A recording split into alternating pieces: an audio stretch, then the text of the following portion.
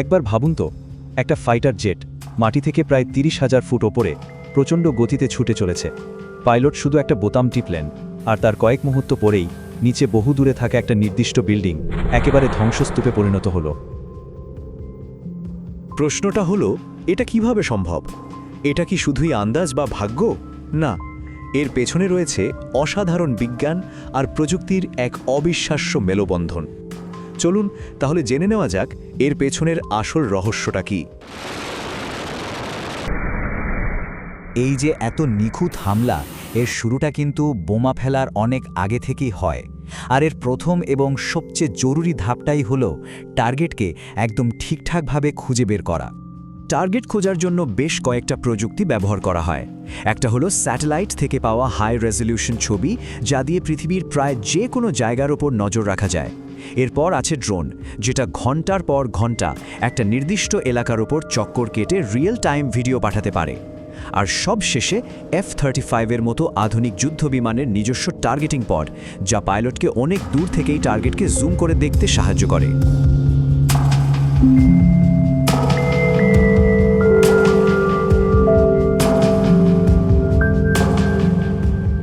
আচ্ছা, টার্গেট তো চোখে দেখা গেল, এখন সবচেয়ে জরুরি কাজটা করা হয়। ওই টার্গেটটার একদম সঠিক ভৌগোলিক অবস্থান, মানে তার ল্যাটিটিউড আর লঙ্গিটিউড, জিপিএস কোঅর্ডিনেট হিসেবে বিমানের কম্পিউটারে লক করে দেয়া হয়। আর ঠিক এই মুহূর্তেই একটা সাধারণ বোমা স্মার্ট বোমায় পরিণত হওয়ার দিকে প্রথম পা বাড়ায়।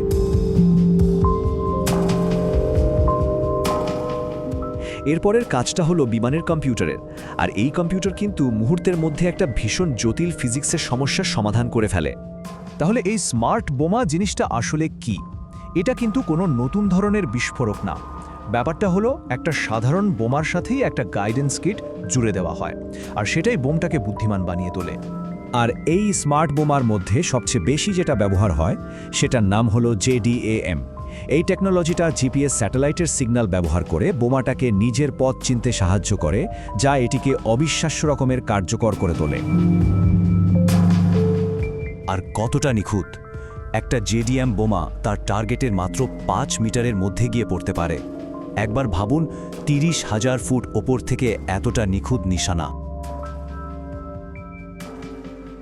তাহলে ব্যাপারটা কি দাঁড়ায়? বোমাটা ছাড়ার ঠিক আগের মুহূর্তে বিমানের কম্পিউটার কিন্তু অনেকগুলো জিনিস একসাথে হিসাব করে, যেমন প্লেনটা কত স্পিডে যাচ্ছে, কতটা উঁচুতে আছে, এমনকি বাতাসের গতি বা দিক কোন দিকে। এই সব কিছু মিলিয়ে কম্পিউটারটা বোমা ফেলার জন্য একদম পারফেক্ট সময়টা বের করে ফেলে। এবার আসি বোমার নিজের গল্পে।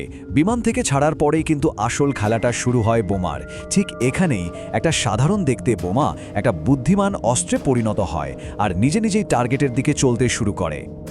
আগের দিনের ডাম বোমা, মানে যেগুলোর কোনো গাইডেন্স সিস্টেম ছিল না, সেগুলোর সাথে এর পার্থক্যটা আকাশ পাতাল।